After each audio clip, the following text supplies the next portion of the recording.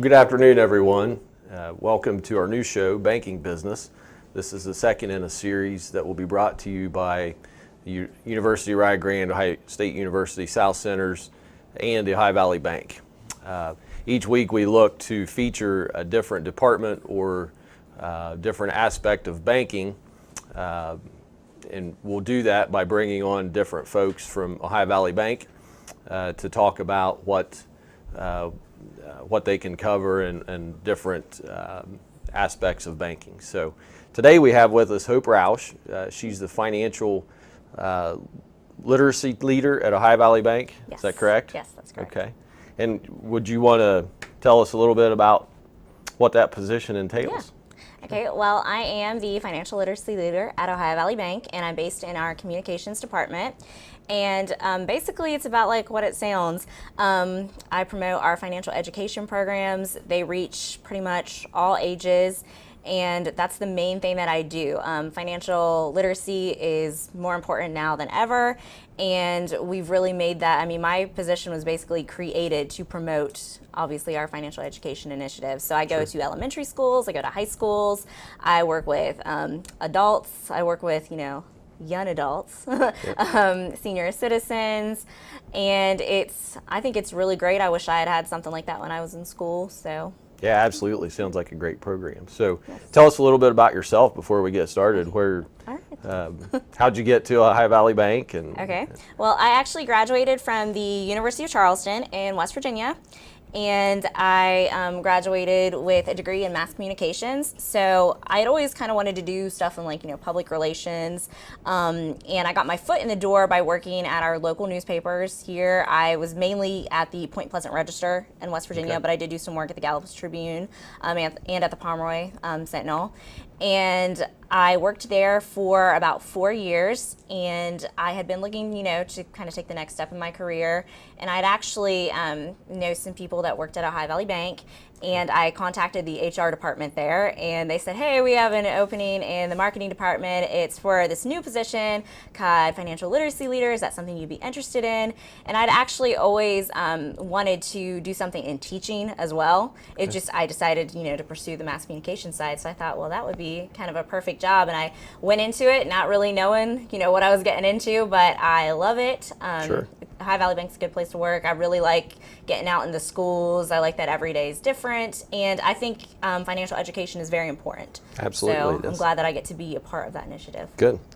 Now, a little fact about your major was in communications. Yes. And I know at lunch we were talking, and you also had some track experience. You might share a little bit about that. Okay. I actually ran track and cross country in high school, and then I also ran collegiately for University of Charleston. And it is really fun. It teaches discipline. I still like to run today, not quite as fast as I used to be, but track, running, big part of my life, helped pay for my school, kind of helped pave the way. So. Yeah. And I'm a Fairmont State grad, so not really okay. rivals, but not really rivals. Close. We'd see you guys sometimes to meet. So. Yep. So let's talk a little bit about your programs. Do you live locally or from West Virginia? I am from West Virginia, and I still live in West Virginia. Okay. But obviously, I've always lived right next door to Ohio, so my neighboring state. Okay. You want me to talk a little bit about our programs? Yeah, we'll get into the programs that you offer. Okay, here we go. Well, we have our elementary programs that there are Classroom Adventures, and they feature the Sensibles. It's like a little superhero themed. There's actually a TV show now that you can watch on the Fox Business Channel with the Sensibles separately. Okay. But we take that to the elementary schools. Usually the American Bankers Association, they have different months to help promote literacy. Like April is all about savings, October's credit. So we try to do one Adventures in Credit in the fall, and then we try to do one Adventures in Savings in the spring. Of course, we'll work with teachers and stuff, so it doesn't always have to be that way. But that is a one-day thing that we go in for the schools. It's about a 45-minute presentation, and the kids, like for savings, they learn the value of saving their money. I'll say, hey kids, if I gave you $100, what would you do with it right now? Would you want to spend it right away? And a lot of you're going to have the kids that are going to be like, yes, I'd want to spend it right away. I'd want to spend it right away. I know 3 of them. Yes, you'd have some grown-ups that would do that too. So, and we talk to them about the value of saving. We do a little challenge with them where they actually fill out a deposit ticket. They have to do that. The credit one is probably one of my favorites because we say, hey, our superhero team needs this new superhero bike. And they have to, they can either save up their money to buy it or they can use a credit card. So we figure out, how much more they'd end up spending with a credit card because they actually have to calculate interest. And these are like little kids that are learning What this. age groups? About 4th grade, 5th grade. I can tailor it to younger ages and stuff if the teacher wants to be, but about 4th grade level usually for most of them. Okay. And what a great start that is for a lot of kids. Absolutely. Because well, my background was in commercial lending before moving to OSU, and I have a similar story of how I got to where I am today. I taught school for 4 years and then worked at the bank. So the job I have at OSU is kind of an opportunity to bring those two things together, similar to what you have. And even with some of the clients we meet with on a daily basis through our Small Business Development Center, it's amazing the lack of knowledge that people have on something as simple as balancing your checkbook. Absolutely. We joked at lunch, balancing your checkbook's not going to the ATM. And exactly, which a lot of grown-ups do. They do. They do that. And that's one of the things we really try to do with our high school program. It's called OVB Bank It. And basically they are given $100 in what we call buzz bucks. It's our pretend bank it money. And we have them, they can put it in a savings account if they want. We make them start with money in a checking account. They can open a CD. And their goal by the end of the year is to see how much money they can make. But of course, we make them draw what's called a real life card. So, just in the real world, you're going to have to pay bills. They might have to pay a bill. They might make some money. And I do require them to keep their checkbook balanced because we will charge them an overdraft fee. If they write me a check and they don't have that money to cover it in their account, they'll be like, well, what's this, Hope? Why is this here? Like, well, you spent more than what you had in there. And so we really try to stress that. And we talk about, technology. Technology's great, but it's also made some people a little bit lazy in that you still have to take personal responsibility, balance that checkbook, and they get a bank statement that they can look at to see how they're doing. So we really want them to kind of see it visually, let them know. So that is definitely one of the things that we stress. Sure, and understanding what goes in and how to subtract what comes out, absolutely important for the kids. And that's your high school class? Yes. That's the high school class. Do you do, and as we talked earlier, all this it's from elementary, 7th, middle school, high school? All the way, we even do stuff with senior citizens. Okay. So different programs for different age groups. What kind of programs do you have for the seniors? The senior citizens right now, I've actually been doing a lot. The ABA just came out with Safe Banking for Seniors. I think it was officially launched in the spring because I did it they didn't even have all the materials ready for my first session because I had some senior citizens centers that I work with. And a lot of that is focused on things that target the elderly like scams, identity theft, and I think they really enjoy it because that's something, that they deal with. And we talk to them about the different types of scams to be aware. We try to not make it scary because I notice senior citizens can sometimes be kids do that, whoa, you're scaring me right now. We try to, talk to them about it, kind of have it as a roundtable almost discussion with them. And it's a really good program. There's different modules that you can do. And the one that they seem to want me to discuss most is the things like identity theft, scams, so they can keep themselves protected. So how would, for the seniors, for example, or the elderly, how would they get in touch with you, or do you hold monthly programs? That's a good question, actually. Some of the senior citizen centers, I've gotten in touch with the people that run the centers and do activities. And that's a little different than the schools. In the schools, you have that built-in system. So I've kind of reached out to them, and then they get to know me, and they'll call me, just kind of getting my word out, my name out there, getting the word out that we have this program. So a lot of it's kind of a back and forth. And then I had started off at one senior center, and she said, hey, can you go to another one that we have in Mason, West Virginia, for example? And I'd never been there before, but I had been at the one in Point Pleasant several times, so they passed my name along. But I do try to actually contact, especially since the ABA just launched that program. I said, hey, we've got this new thing, Safe Banking for Seniors. It's really good. Because ABA is American Bankers Association. Yeah, okay. Should I use the lingo? Yeah, we do it all the time. So OVB, I know you work primarily in Gallipolis, Point Pleasant. Yes, and then I do Mason, West Virginia too. Mason, West Virginia. Do the other branches of OVB, because I know they cover a wide territory, do they have similar programs, or is this something that I actually travel? Like I've gone down to Cabell County before in West Virginia. I've gone to Jackson County, Ohio. I travel around a lot. Sometimes I'll take somebody up at one of our branches because I like to do have guest speakers with me sometimes to help. Right now, our banquet program is mainly in Mason County and Gallia County, but we would like to expand that. We have expanded it. It started off with one school. We've expanded to 6 schools, but I do travel, and I usually do like to involve some of the people at the other branches and get them to come out with me, since they are the ones that are those people are their future customers. So sure, absolutely, sounds like a great program. The not to jump around, but to go back to some of the senior programs and some of the identity theft type programs or problems that we're talking about. What are some of the scams that you see?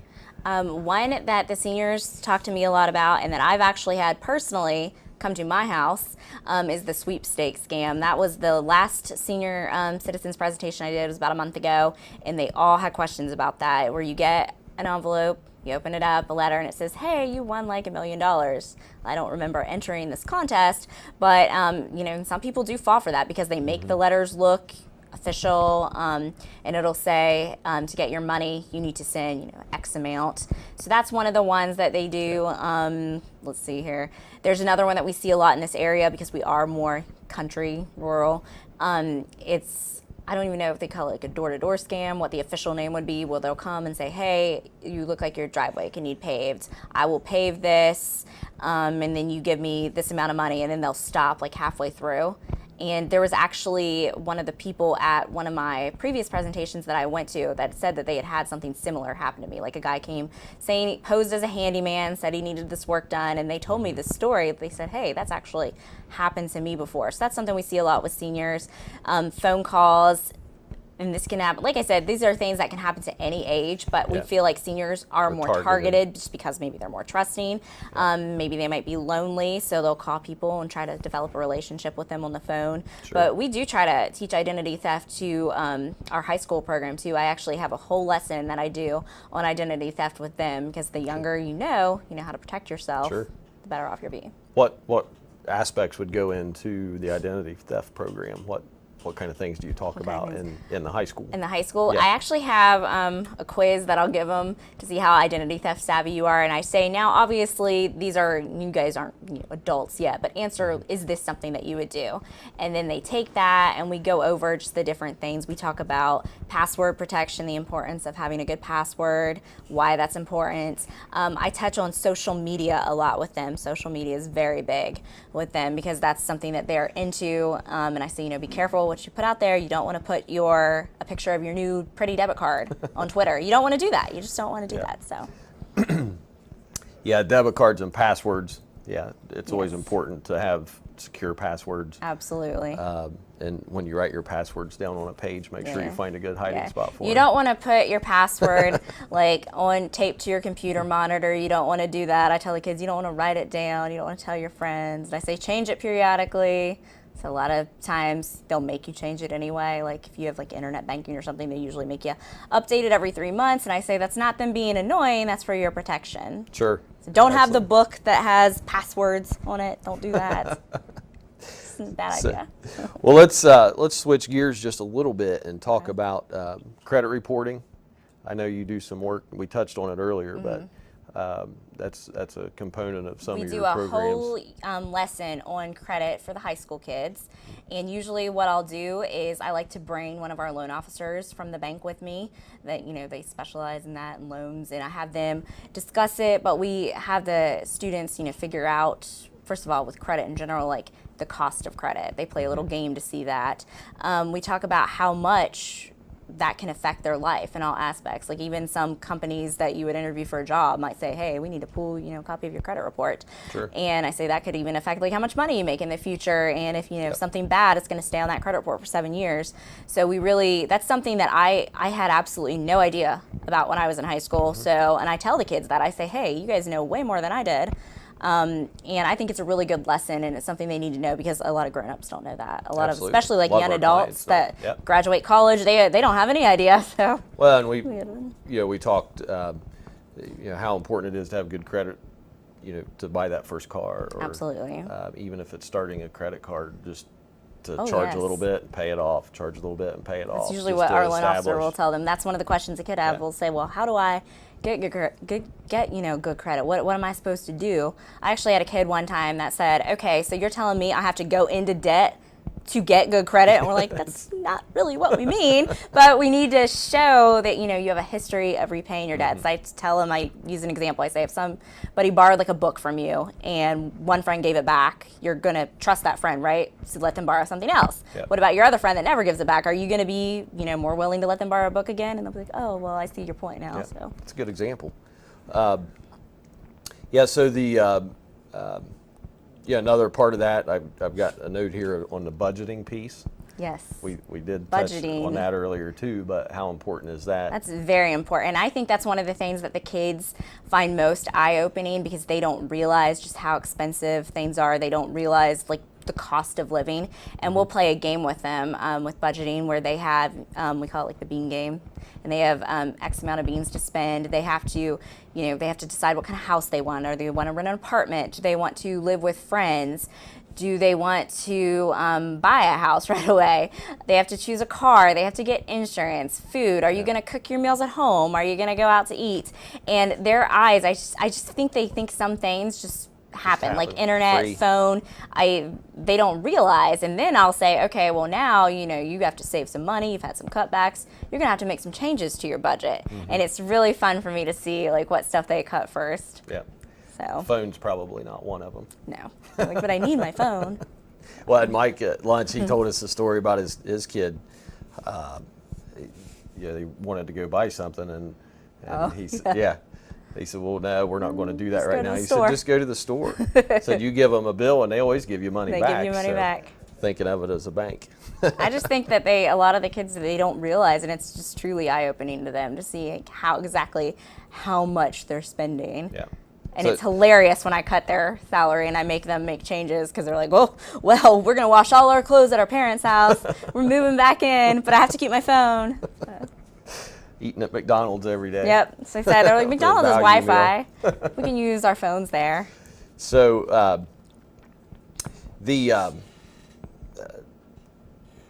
along the lines of the budgeting, and it's almost like a game of life, Yeah. the board game, very similar. Very similar. When to that.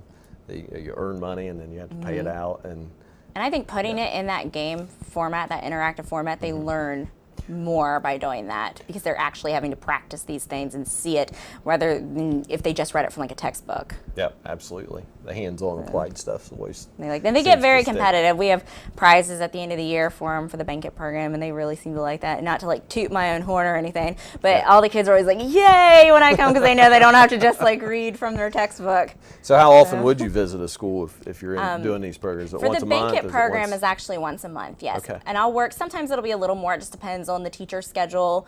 I work very closely with the teachers. I'll even let them know, like, these are my lessons that I think I'm going to do, and the teachers will actually try to incorporate that into their lessons. So we do have a very close relationship with the schools and the teachers. That's good. And they try to, tie it all in there for the kids. What kind of classes typically? Is it- It just depends. Sometimes a personal finance class, if a school has that. If not, I've been in some of the social studies classes because they have an economics textbook. One of the teachers actually, for one of the social studies classes I'm in, he always tells the kids, okay guys, you have to be quiet because you're either going to have her talk to you or this. And he holds up like their economics book. He's like, so which one do you want? So that's usually where they put me. Easy choice, yeah. Yes. So West Virginia already has a lot of this in place as far as, And Ohio has been starting. and they're too. starting it as far as actually getting into the school system and making it a requirement. Yes, to a take lot some of schools classes are before. requiring that, financial literacy is a requirement. And our program, I think, is really good to help the teachers because we're able to come in and help satisfy that requirement without the schools having to pay for extra resources or, spend extra time.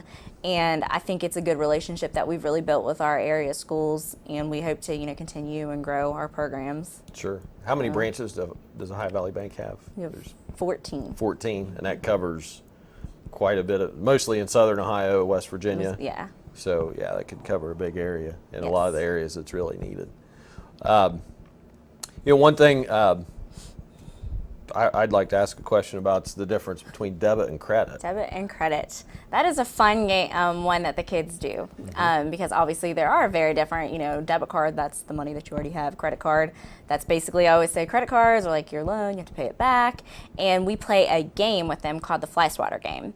Okay. And they actually have, I actually bring fly swatters and signs, and I'll read a sentence and I divide them in teams, and they get, well, we don't really let them run, but they can power walk. It's gotten pretty competitive before, and they have to choose which one it applies to. And so they'll take their fly swatter, they hit that sign, and whoever gets the most points for their team, they usually win an extra prize. Usually it's extra buzz bucks, and the buzz bucks is very important to the kids. I've had some kids before say, "If I give you $5, will you give me some buzz bucks?" I'm like, "So you want to pay me for fake money?" No, but they do get very competitive, and I think, like I said earlier, the game format makes it easier for them. Sure.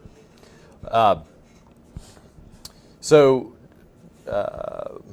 what I was going to say. Well, is there anything else you would like to add that we've not talked about, I guess? Let's see. We do have a middle school program that we do. It's kind of online called Money Island. And that's sort of, that in-between stage. It's just a little game they can go on there through our website and play. And I have gone to the middle schools and done things with them before. Okay. Preschool level, I've gone to the preschools before. We talked to them a little bit about money. So we really do try to reach all age groups, because the younger that these skills and that you understand, we think the better off you're going to be as an adult, maybe when you're future customers, that you'll be able to manage your accounts better, because it's all about, I think, personal responsibility. That's really what I really try to drive home to the kids. Like, you need to be aware of your finances, aware of where your money's going, and you need to know how much you're spending. Absolutely. And you had some interesting character names and bank names. Oh, for our Sensibles? We have, for the Classroom Adventures program, for our Sensibles, they feature the Sensibles, a little superhero team. So I do have some action figures that I'll give you guys later. Tornado's one of them. Ursa Major, I think that's the one I brought you. And they work for the Bank of Cincinnati. And I think they just kind of are cute for the kids to latch on to, and we try to say, hey, you're an honorary superhero today, and sometimes we'll even have them decorate masks, their superhero masks. So we really try to make it fun.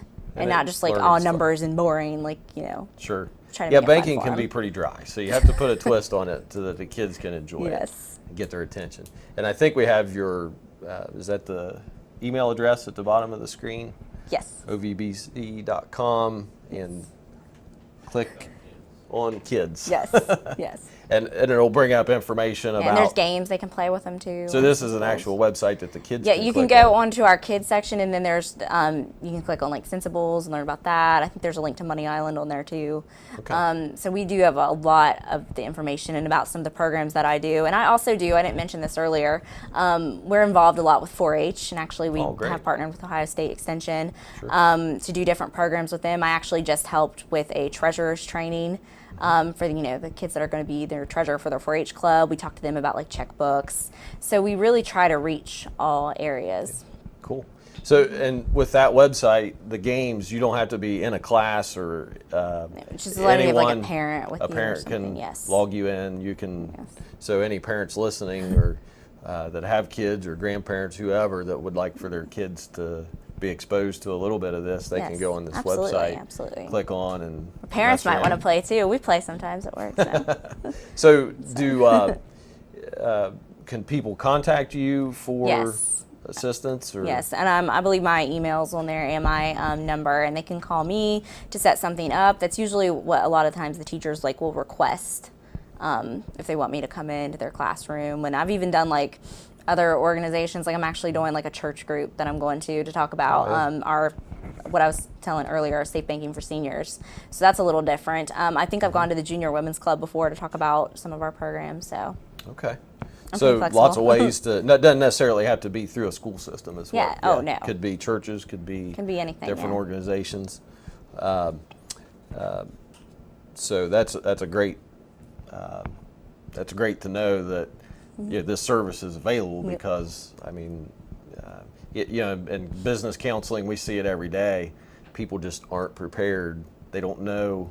They just don't know. Yeah. They just don't know. And even on the loan side, we talked a little bit about interest and how much that affects the repayment. And if you continue to pay I the think minimum payment you're going to pay on it for absolutely. X number of years, and just the difference. That's one of the things that we really drive home to the kids. Say like, this is how long it's going to take you. This is how old you'll be. We like to use that one because Yeah, that's a- 30 is like ancient to like an 18-year-old, and they'll be like, I'll be 50 when this is paid off. Oh my gosh! So I think that puts it in the real world for them, and it makes them really acknowledge and pay attention. Like I said, more than just from reading that in a book when they actually see it. Yeah. So. And I've got a few things out there that I'd be tickled to death if they're paid off when I'm 50. So that's kind of a different Absolutely. perspective now. So any last words you'd like to share with the audience? Just if anybody wants to set something up for their group or their school or their organization, like I said, contact me. And one of the main things that I do want to stress is just how important financial literacy is for all age groups, and that is why we try to present it to all age groups, and just personal responsibility, taking note of your money, where your money goes. And I think that's one of the main things that goes with financial literacy is being responsible. Yep. So, responsibility, that's especially with finances. Absolutely. I don't think you can start kids young enough and to work through the process, and just so that they've got some idea of, hey, this phone costs money, and Yeah. where's I would say, like, the who money likes come money? from? And They raise their hands, and I'll say, well, what do you spend with your money? It's good to save your money so you can have the money that you like. yeah, I've got an 11-year-old that if you send him to the store and say only buy the necessities. Have you seen the movie Dumb and Dumber? Yes. Where he goes to the store, he's like, only buy the absolute necessities, comes back with a big hat and a pinwheel. It's And, necessities. Yeah. We do a whole lesson with the little kids on needs and wants, and they'll be like, Yep. but I need chocolate. well, that's an absolute need. Some days it is. So, okay, well, we like to say thanks for coming on our show. And, Thank you for having me. I know we're running short on time, and we will continue this next month. And again, I'd like to say thanks to Ohio Valley Bank for providing different topics, and we will see you next time with a different topic, and hope you tune in. See you then. Thanks.